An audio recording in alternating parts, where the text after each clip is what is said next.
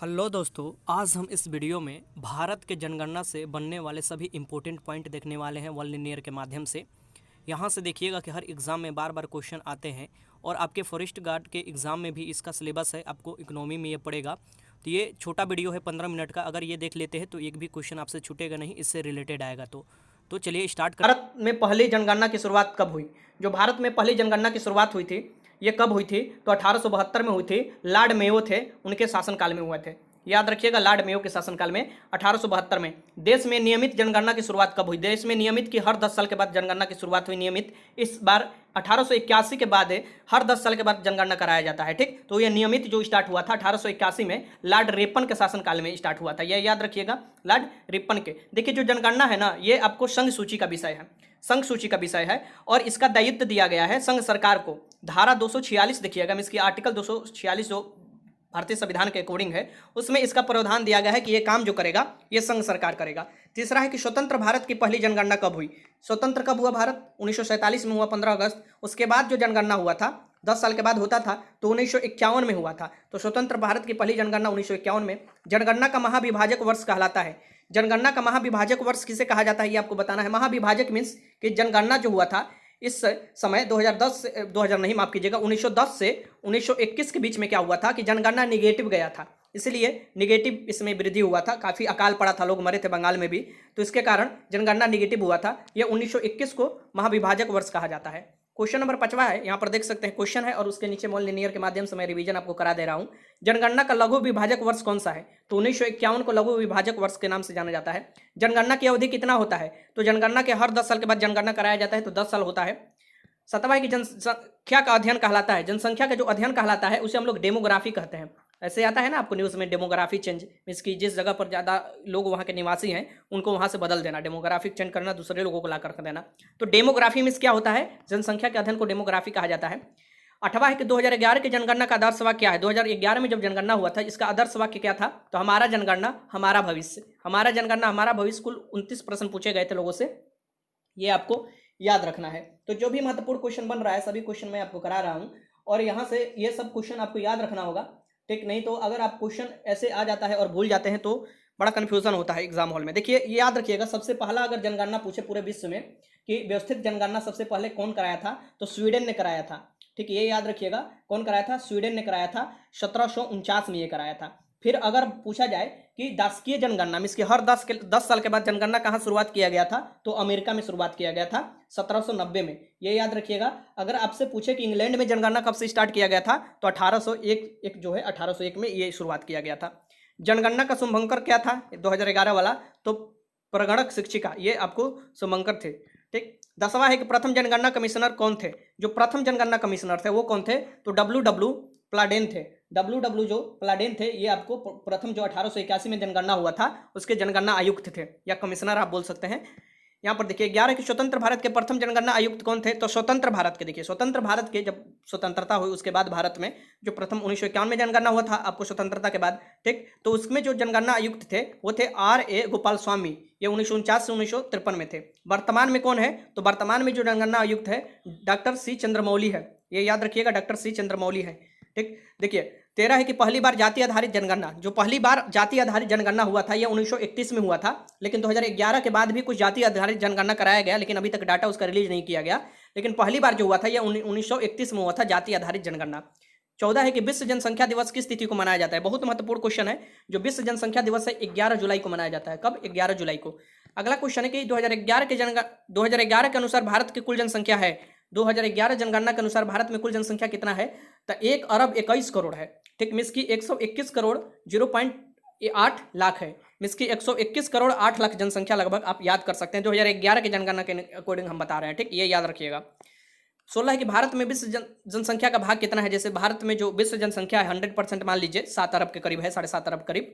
ठीक, अगर उसका पूछा जाए कि भारत में कितना परसेंट लोग रहते हैं, तो 17.5% है, जो कि विश्व के दूसरे स्थान पर आता है। पहले स्थान पर जनसंख्या की दृष्टि से कौन से आता है देश? तो चीन आता है। दूसरे स्थान पर भारत आता है। अगर क्षेत्रफल की दृष्टि से देखा जाए तो क्षेत्रफल की दृष्टि से पहले स्थान पर रसिया आता है और 7वें स्थान पर भारत आता है। ये सब याद रखिएगा। पुरुष जनसंख्या कितना है? पुरुष जनसंख्या आपको याद रखना है, यहाँ पर कितना है? प्रतिशत में भी और करोड़ में भी 62.32 करोड़ है पुरुष जनसंख्या 2011 के अनुसार, और 51.47% जो है ये इनका प्रतिशत है पुरुष का। महिलाओं की जनसंख्या कितना है तो 58.75 करोड़ है, और यहाँ पर देखिए 48.53 जो है ये 48.53 ये आपको प्रतिशत में है। ठीक, तो यहाँ पर देख सकते हैं कि महिलाओं और पुरुषों में कितना गैप है। यहाँ पर आप देख सकते हैं कि महिलाओं और पुरुषों में कितना गैप है। ये 58.75 ये करोड़ है और ये 62.52 है, तो यहाँ पर लगभग 4 करोड़ के करीब गैप है। ठीक, ऐसा पुरुष और महिला में। अब यहाँ पर देखिए 1900 की दासकीय वृद्धि दर क्या है। दासकीय वृद्धि में इसकी हर 10 साल में कितना वृद्धि हुआ है जनगणना में, तो 17.7 हुआ है। अगर यही 17.7 में 17.7% वृद्धि हुआ है 10 साल में, अगर इसी में हम क्या कर देते हैं, भागा दे देते हैं। किससे भागा देंगे तो 12 से भागा देंगे, क्योंकि एक साल में माफ कीजिएगा। ठीक, यहाँ पर देखिए ये पूछ रहा है वार्षिक वृद्धि दर कितना है, तब यहाँ पर वार्षिक वृद्धि दर आपको निकालना होगा। दासकीय वृद्धि दर 17.7 है, तो वार्षिक वृद्धि दर क्या हो जाएगा 1.64 हो जाएगा। मीन्स कि एक वर्ष में कितना वृद्धि किया गया है तो 1.64 भागा देकर आप निकाल सकते हैं, आराम से निकल जाएगा। कुल साक्षरता दर कितना है, तो कुल साक्षरता दर यहाँ पर देखिए कुल साक्षरता दर कितना है तो 73% है। कुल साक्षर मीन्स कि शिक्षित व्यक्तियों का दर जो है 73 है। पुरुषों में इसका कितना है, पुरुषों में 80.9% है, पुरुषों में 80.9% है। और अगर महिलाओं की बात किया जाए तो महिलाओं का साक्षरता दर कितना है 64.6% है, 64.6%। ये सब याद रखिएगा, फैक्चुअल है, इसमें आपको कोई भी इधर उधर नहीं करना है। ये यहाँ पर बिहार का मैं साथ में बताते चलूँ, बिहार से भी आपको याद रखना है। अगर साक्षरता दृष्टि से देखा जाए बिहार के सबसे साक्षर जिला कौन है या बिहार में कितना है साक्षरता, तो ये सब आपको क्वेश्चन पूछता है, तो आराम से लगा लीजिएगा। यहाँ पर देखिए साक्षरता के मैं आपको बता देता हूँ। बिहार में अगर साक्षरता का दर देखा जाए तो जैसे यहाँ पर भारत में कितना है 73 है, तो बिहार में कितना है 61.80 है। बिहार के एग्जाम की तैयारी कर रहे हैं तो ये जरूरी है यहाँ पर आपको डाटा देना। अगर बिहार में सबसे साक्षर जिला पूछा जाए तो रोहतास जिला है, मीन्स कि आपको महिला पुरुष दोनों के हिसाब से।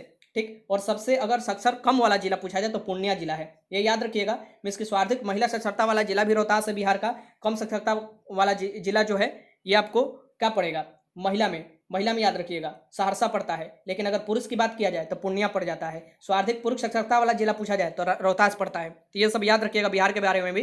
कुल साक्षरता दर जो है ये 73 है भारत में। पुरुष साक्षरता दर जो है ये भारत में देखिए कितना है 80.9% है, 80.9% है। और यहाँ पर पूछा जाए कि बिहार में कितना है तो 71.20 है पुरुष साक्षरता दर बिहार में, याद रखिएगा।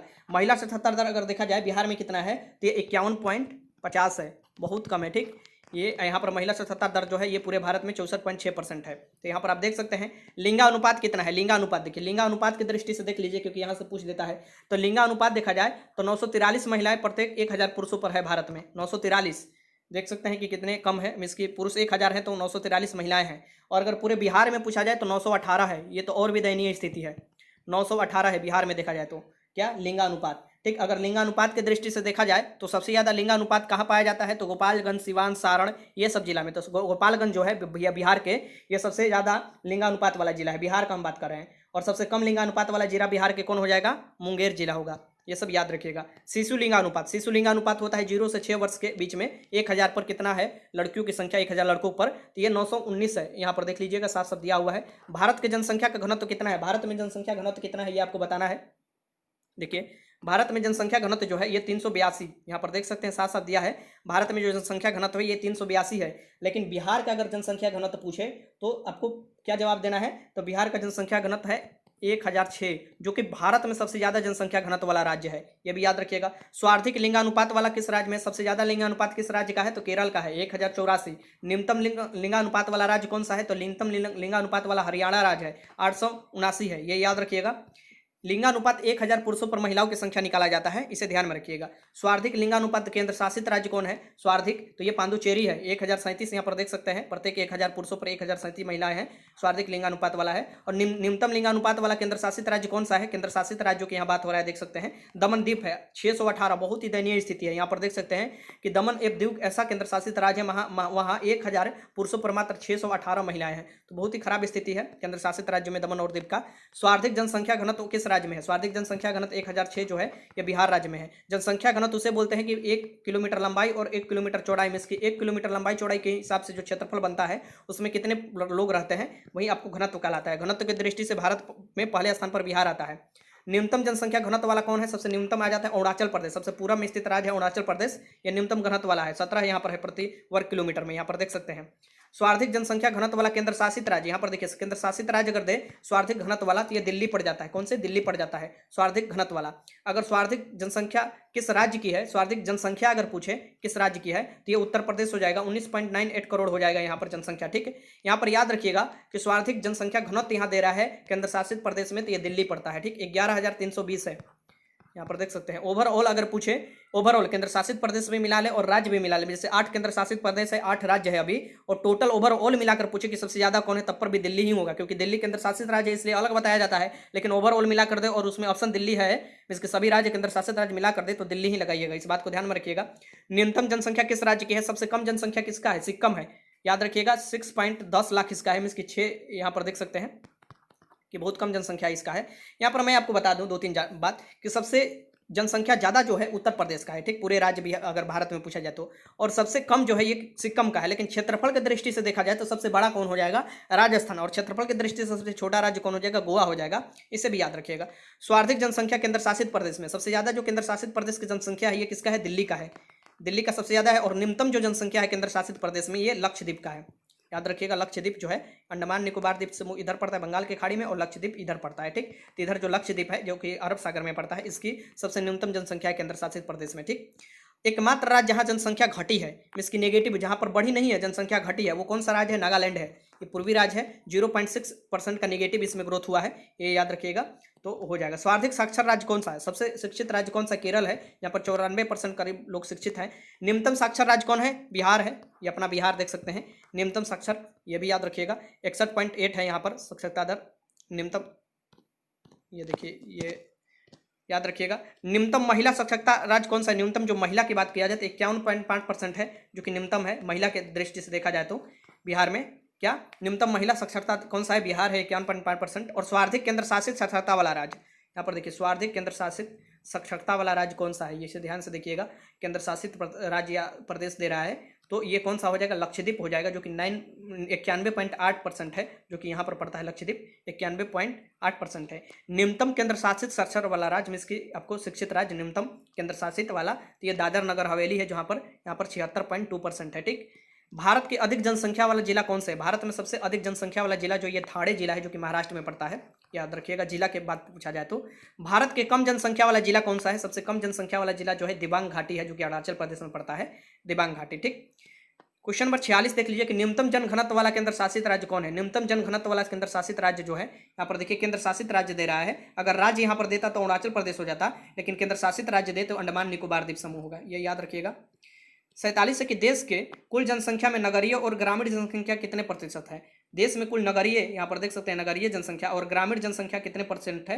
तो नगरीय में 31.2% है, याद रखिएगा। जो नगरीय जनसंख्या भारत में 31.2% है और जो ग्रामीण जनसंख्या है ये 68.8% है, तो ये ध्यान में रखिएगा। स्वार्थिक दासकीय वृद्धि वाला राज्य कौन सा है? स्वार्थिक दासकीय वृद्धि में इसकी 10 वर्ष में सबसे ज्यादा वृद्धि जो हुआ है इनमें जनसंख्या का, यह मेघालय है, यहाँ पर 27.9% का वृद्धि हुआ है। ठीक, 49 है कि न्यूनतम दासकीय वृद्धि वाला जिला कौन सा है? न्यूनतम दासकीय वृद्धि वाला जो जिला है ये कौन सा है? नागालैंड है, इसके ग्रोथ में नेगेटिव आपको हुआ है। ठीक, इसका ग्रोथ बढ़ा नहीं और घटा है, तो ये आपको नागालैंड लगाइएगा। और आज का लास्ट क्वेश्चन यहाँ पर देख सकते हैं कि सर्वाधिक एसटी प्रतिशत तथा जनसंख्या वाला राज्य कौन सा है? एसटी देखिए शेड्यूल ट्राइब जो है, ये सर्वाधिक प्रतिशत अगर पूछेगा कि प्रतिशत की दृष्टि से कौन है तो मिजोरम हो जाएगा, 94.4% यहाँ पर एसटी हैं। और अगर जनसंख्या के हिसाब से पूछे तो मध्य प्रदेश हो जाएगा, 1,53,00,000 यहाँ पर एसटी हैं, इसकी शेड्यूल ट्राइब।